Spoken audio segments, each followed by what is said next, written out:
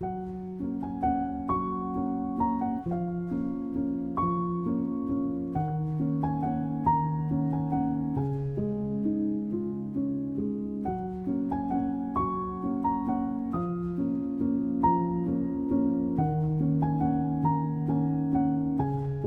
さんこんにちは。今日はですね、埼玉県富士見市にありますスタックスさんにお邪魔いたしました。今ずらりとこちらに並んでいますのはスタックスのイヤースピーカー。皆さんよくご存知の静電型ヘッドフォンですね。もうこれだけ並んでいる現行品、もうそれぞれに個性もありますけれども、なんといってもやはり静電型スピーカー、イヤースピーカーの魅力っていうのには私も取りつかれていて、これは実は私自身が愛用している SRL300 というね、こちらにもございます。一番入門機といいますかね、エントリーの人たちにもおすすめというものなんですけれども、すごく魅力的な音がします。透明感があったり、そしてスピーディーに音が届いたり、私の場合はですね、もうオーケストラからピアノのすごく繊細な独奏まで、どんな音楽も、どんなジャンルの作品もですね、すごくクリアで透明度の高い音楽で、アーティストが何をやっているのか隅々まで届けてくれる、そんな静電型イヤースピーカー大好きで私も使っております。さあ、このお部屋はですね、スタックスさんの視聴室というふうになっておりまして、もうハイエンドモデルまでですね、たっぷりとお楽しみいただけるようにということで視聴室というふうになっています。またこの建物の中にはですね、資料展示室というものもございまして、静電型の仕組みですとか、歴代のスタックスさんの製品についても学んでしまえるという、そんなお部屋もあるそうです。さあ、今日私がここに来ましたのはですね、なんとやはりスタックスさんはもう長年愛用される方も多いと思うんですが、しっかりとアフターケア、そしてメンテナンスをしてくださるということなんですね。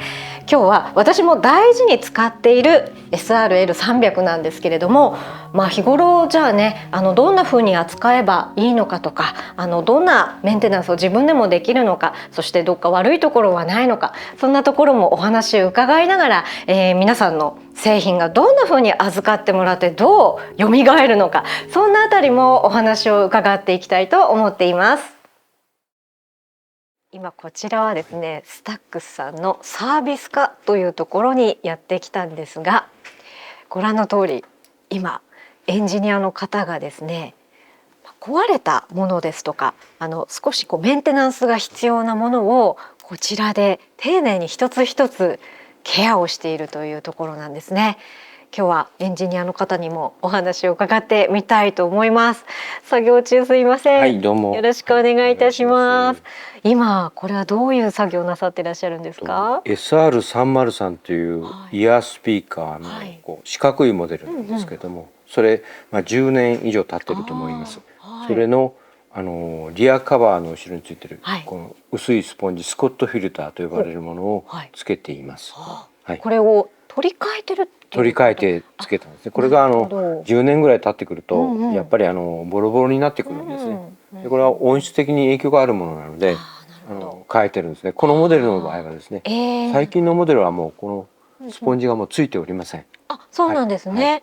じゃあいろいろと年式に合わせたケアがあると。だいたいこういうモデルは10年に一遍ぐらいはお客様が、自分の体に触れるものなんで、メンテナンスしていただいた方がいいと思います。なるほど、音質にもね関係するということですから、壊れたところを直すだけでなく、ケアをすることでよりもう最初の頃のじゃあいい音が蘇ってくるということなんですね。じゃあ少し作業の様子を見せていただけますか？じゃあスピーカーを、これ本体についているんですが、ここのスピーカーのこのユニットも、この古いモデルなんで接着されているんですね。ここが接着剤が十何年経って劣化してきて、剥がれる場合があるんですよ。この継ぎ目のとこ、それを再接着して、これはもう補強してあります。それで取り付けるんですね。じゃあしばらくちょっと作業の様子を見せていただきましょうか。なかなかこれは普段は見れない場面ですね。ましたね。あ、で、これ保護テープ貼ってあるんですね。はい。あ、これは保護だから取っちゃう。でこの部分がこれ金属で、イヤースピーカーのこの中の本体の保護用に入ってるんです。これをねこう押さえちゃう方がいるんですよ。でへこまして壊す人がいるんです。触っちゃう。何らかの3分の1ぐらいへこんでますね。そんなに触りがいいんですよね。なんかへこみようが。触っちゃうんですね。皆さんここは触らないでくださいね。そういうことです。ね。はい。なるほど。さあそしてこれを丁寧にもういろいろなね専門の機材もねお使いと思いますが、ほとんど手作りのものなので、そうなんですね。手締めなんですよね。手締めが多い。なるほど。それでこれはまだビス大きいんですけども、ネジが細かいものもあって、下手にうちのものをお客様がばらしてしまうと壊す時もあるので、それは怖いですね。なるほどですね。慎重にやっていただければ大丈夫だとは思うんですけど。なるほど。こんな風に丁寧に一つ一つね、皆さんの愛機を扱っていらっしゃるっていう場面が見れた。手もあんまりこうグーッと締めちゃダメなので、ゆっくりこう2本とか3本の指で締めてですね。繊細な。ありがとうございます。はい。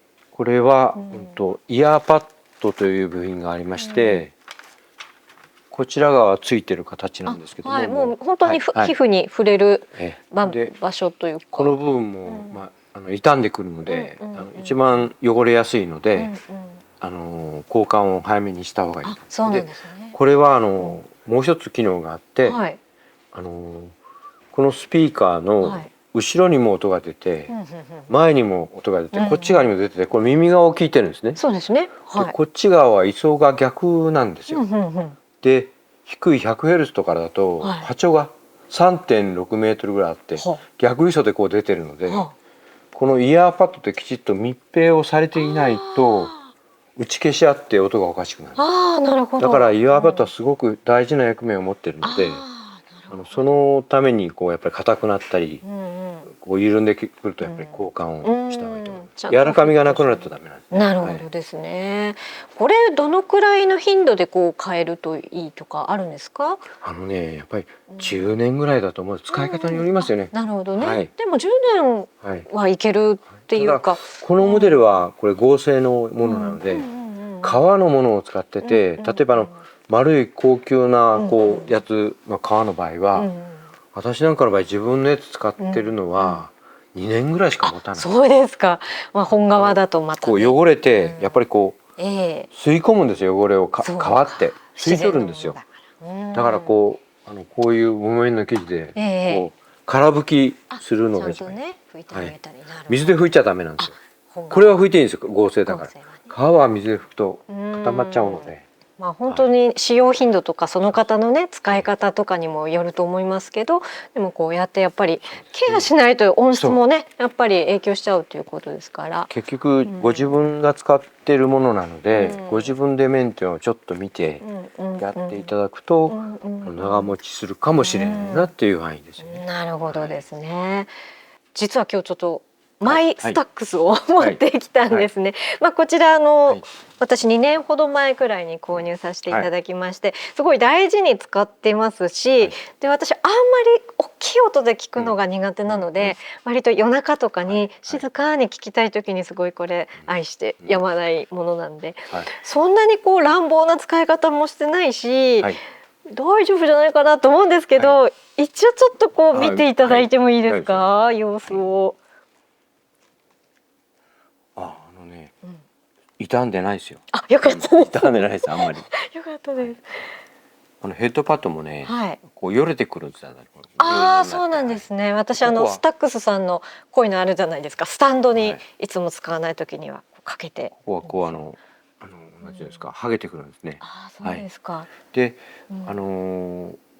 男性の方はこうひげとか生えてますよね。そうするとこれが刺さってね、あぶれたりするんですよ。ザリザリするのが。ザリザリすると良くないんですこれ。なるほどね。そういうこう敏感なものなんですね。なるほほど、その意味では女性はちょっと得ですね。じゃああんまり。こちらはなんか私なんかこうハゲてるとやっぱりこうダメになったりするんですね。そうですか。だから女性の方は比較的長持ちすると。あ、そうなんですね。得した。これでね2、3年でねハゲてくる方が多いです。ああ、じゃあザリザリ気味だなっていう方はちょっとよく。あとこのメンテであんまりやっていただきたくないのは、このイヤーパッドが簡単にこうプチプチって剥がれるんですよ。どこがですか？イヤーパッドがこうライニングがこれ自体今貼ってらっしゃったものがピンで留めてるだけなんです、簡単に。でこれを留めるような強度はあるんですけど、何遍も留めたり外したりするとゆるゆるになってスコッと抜けてくるんですね。これはあまり外さない方がいいですね。はい。掃除の時なんかに。なるほど。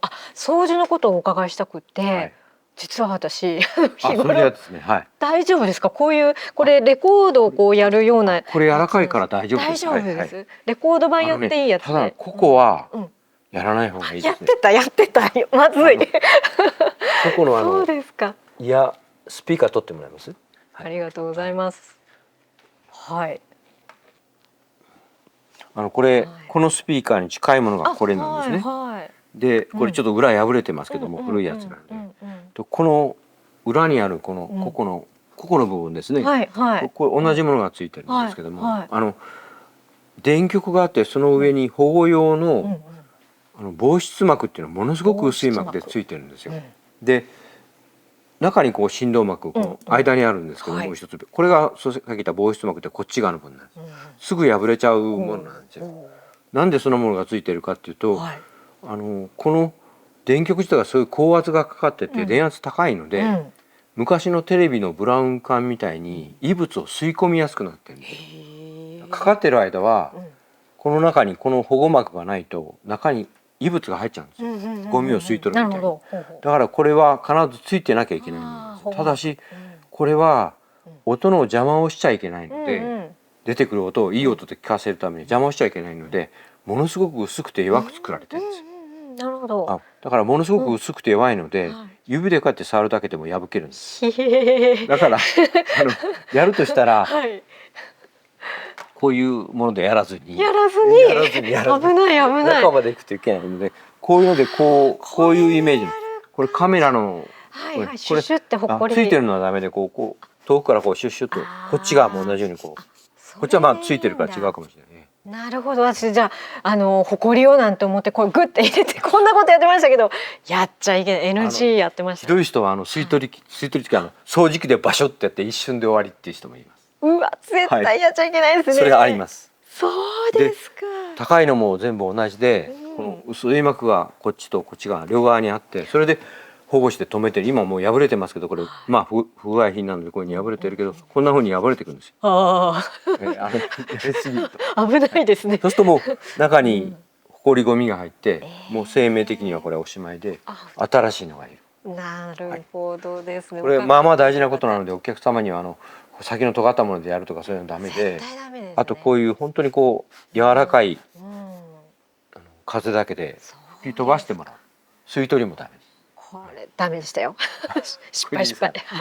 ありがとうございます。あとはさっきでこれこう使うときにこうつけますよね。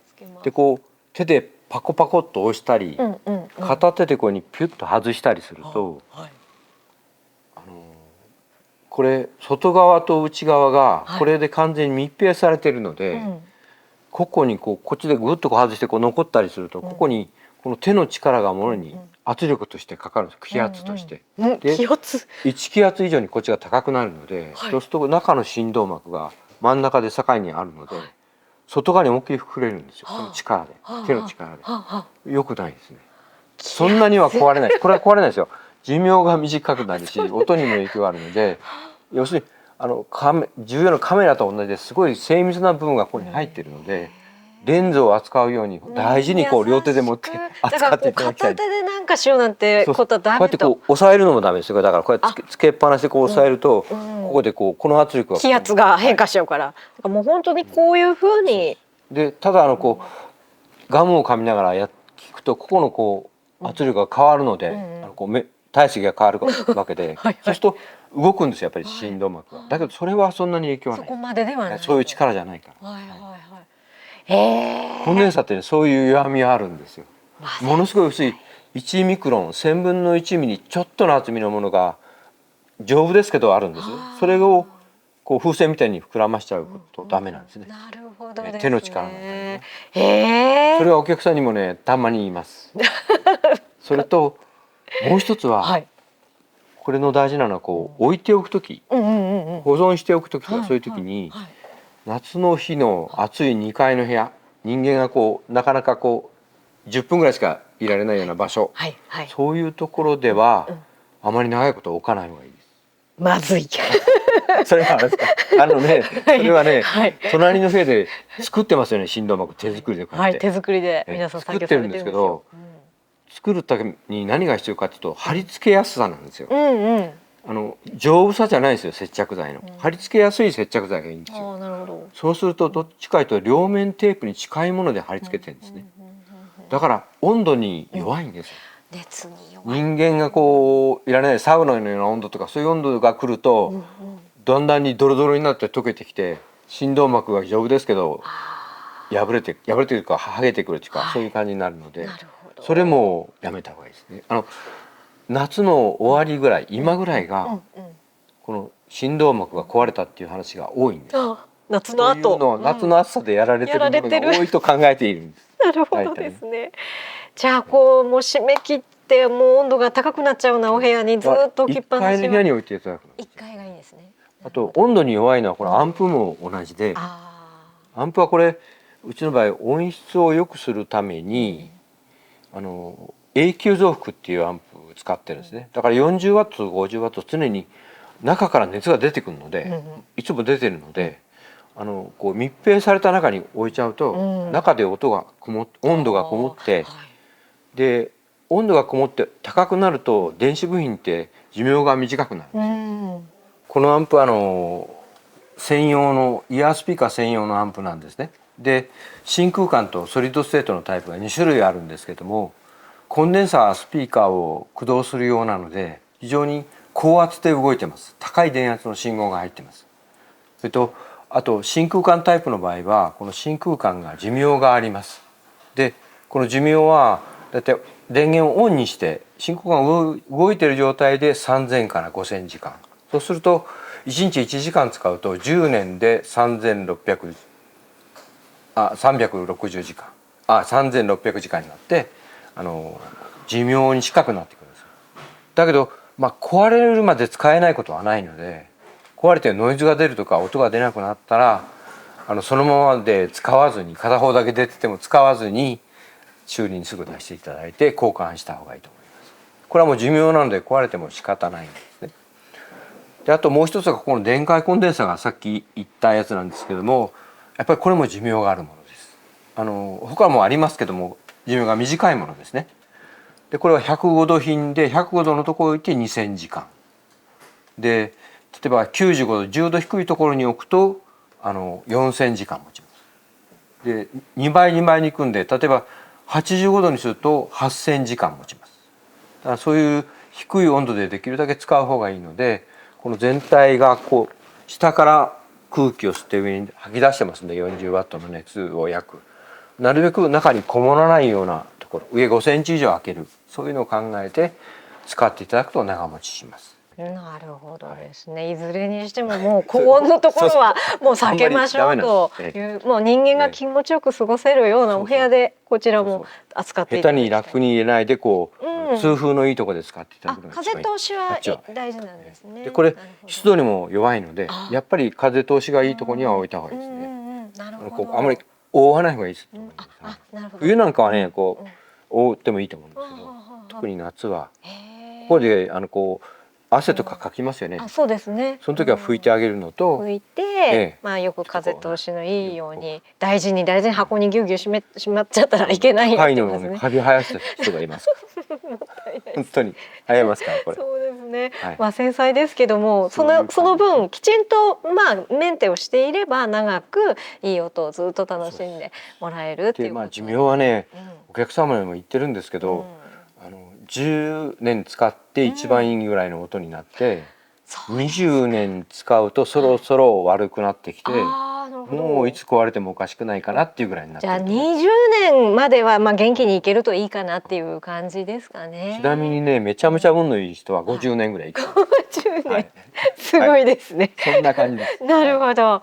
いや、ぜひ皆さんやっぱりね、ご自身のスタックスさんの製品あったら、じゃあちょっとね、一度こうエンジニアさんもスタックスの製品のお医者さんみたいな方ですから、こう見てもらいたいかもとか、もしかしたらちょっと調子壊してるかもしれないって思う方もいると思うんですが。さあここからじゃあどんな風にお願いすればこういうメンテをしてくださるのか教えていただけますか。まずお電話かメールでうちのホームページにサービスコーナーあるので、メンテナンスのところそこに入れていただいて、でそうするとお聞きして送り先をお伝えいたしますので、で送っていただくと基本的に現品を見て見積もりをさせていただいて、で見積もりを差し上げて終わったら点検して見積もりを差し上げて、最後その見積もりに OK いただければ修理をします。ただしこれは20年ぐらいまでのモデルで、これは点検は無料です。で20年を過ぎると点検料を5000円いただきます。これはメンテナンスがやっぱり大変なんですね、点検する時の。古いものだとそうそうどうなってるかちょっと中も本当に繊細ですから大変ですものね。でそれは5000円いただいて、であと返送料1500円いただいて、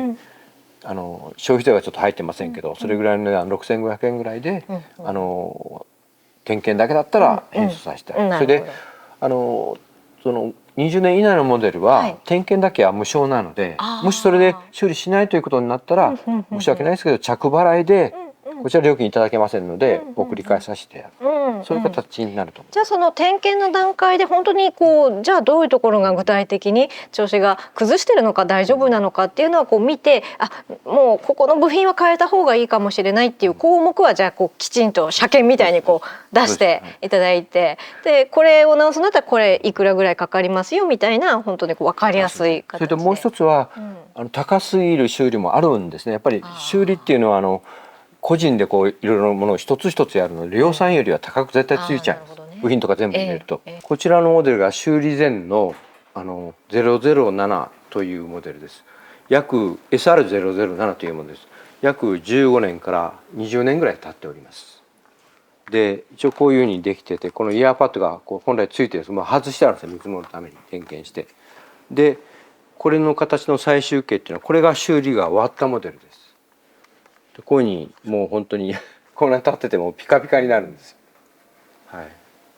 個々の部分以外がもうほとんど変わってる。コードも変えたらもっとなるんですけども、だからいっぺんやっぱりメンテナンスを10年ちょっとで出していただくと、ほとんど新品同様で使えるようになるので、高いんですけどそれは仕方ないんですね。革とかあるので。これは傷んでる感じなんですか。こっちが傷んでるんですね。こっちが傷んでる。じゃあユニットは大丈夫。大丈夫。ユニットがこれ壊れるとすごい効果です。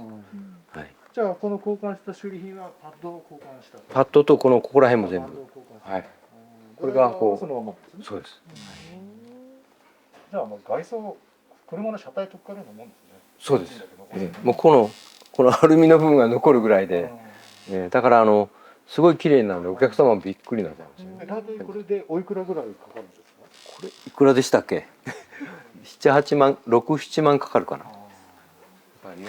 でも新品買うよりはこの場合はまだ25万ぐらい、20万ぐらいですね。やっぱり修理したけど今度は量産費用高いねっていうことになるといけないので、お客様にその場合はもう変えた方が10年20年経ってるから変えた方がいいですねっていう話をして、その方が長く後使っていただけるので、それを簡単におすすめしたりして。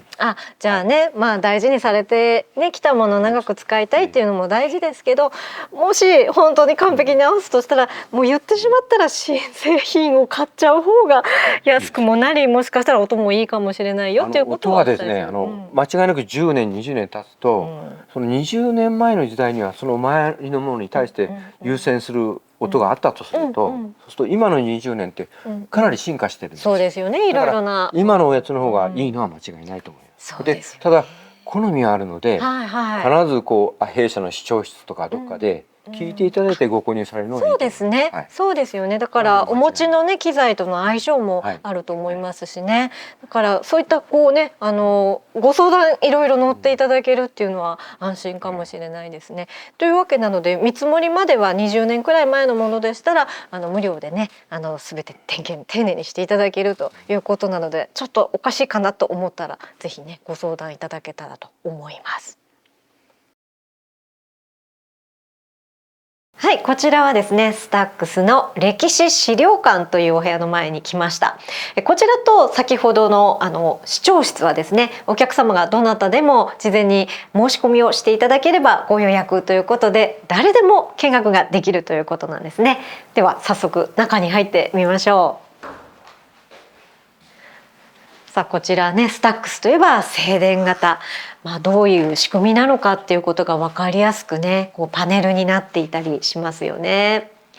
さあそして、過去は豊島区の雑司ヶ谷にね社屋があったということで、こういったお写真があったり、そしてもしかしたら皆さん長年のスタックスファンの方は懐かしいといった機材があるかもしれませんね。歴代の静電型イヤースピーカーがこのように並んでおりますよ。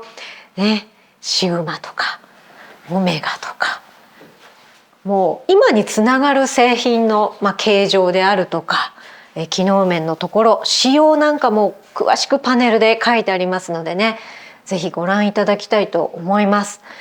ハイエンドモデル、フラッグシップモデルにつながるスタックス製品の歴史が実際にこう実機を見ながらですね実感できる、そんなお部屋になっています。今修理が終わりましたので、修理終わったものを必ずエイジングをかけます。はい、それを今からやります。はい、治ったばかりのものを、これで1日24時間ずっとやりっぱなしでエイジングしっぱなしで音を出して、で1週間ぐらいやらせていただきます。1週間もずっと音が鳴ってる状態で様子を見続けると。コンデンサスピーカーの特徴として、鳴らせば鳴らすほど不具合が、アンバラっていうものが出るんですけど、これは音圧がそれは電極にこうゴミが立ってくるんですね。で電極の電圧が下がって音圧が下がるっていう現象なんで、不具合はそれを見るためにやってます。なるほど。じゃあこれで1週間問題なければ大丈夫っていうことでお客様の元に帰っていくと。なるほど。あともう一つはコンデンサーの特徴として、振動膜がものすごく1ミクロンで薄いんですね。振動質量がないっていうことは、歪みがほとんどないんですよ。それがいい音の特性でもありますよね。それで癖がないので、なんていうか歪みをみんな聞いて音量感があるんですよ。人間は歪みを聞いて音量感が出てくるんです。で歪みがないと音量感がないので、どうしても上げたくなるんですよ。なるほど。それで音量上げすぎる人が多いので、音量は、自然でこうやって聞いてる環境の中で大きな音量以上に上げない方がいいと思います。不自然なほど大きくしちゃいがちだけど、そこちょっとぐっとこらえて、それを2時間以上続けると悪くなるっていう話になっています。スピーカーにも良くないし、人の耳にももちろん耳が難聴になっちゃうんですね。スピーカーはね、音を鳴らした方がいいとは思うんですけど、そうですか。人間にとってはあまり良くないので、そうですか。片方難聴になって聞こえにくくなったり、そういう現象になってしまって、これはもう治りませんので、一本なると。じゃあ私先ほど小さい音で聞くのが好きですなんてお話ししましたけど、悪いことではないですね。長いこと使おうとするとそれで、あともう一つ自分がいつもやっていることは耳を大切にすることなんですけども、朝起きてテレビを見るときにすごい小さな音で聞くんですよ。朝一はテレビのアナウンスの音がやっとこう周りの騒音から聞こえるぐらいを聞き取ろうとする力で耳をこう鍛えながらやると、耳がまた朝こうリセットされるので、神経の問題なんですよ、今の聞こえないっていうのは。だから神経がリセットされるので、それをこうもう一回聞き取るような感じなんですね。だから朝は小さく必ずして何か聞く、本当に微妙な音を聞き取るようにする。なるほど。それがすごく大事なんです。聞き取ろうっていうふうに自分の耳も鍛えていくっていうのも大事なんですね。でそうすると耳良くなるしずっと使えるので、いいスピーカーを使っていただけるかなと思います。そうですよね。せっかくなら長く楽しみたいですからね。耳も大事に皆さんしましょうということです。ありがとうございます。今日はスタックスにお邪魔をしてメンテナンスについてのお話を伺い、そして実際に作業の様子も見せていただきました。こんな風にエンジニアの方々が丁寧に作業されていらっしゃるからこそ、スタックスの製品への信頼性が高まっているんだなと感じました。皆様もお手持ちのアイキを大事に末永くお使いいただいて、そしてご自分の耳も大事にしていただきながらヘッドホンで音楽を楽しむ生活、長く続けていきたいですよね。今日はありがとうございました。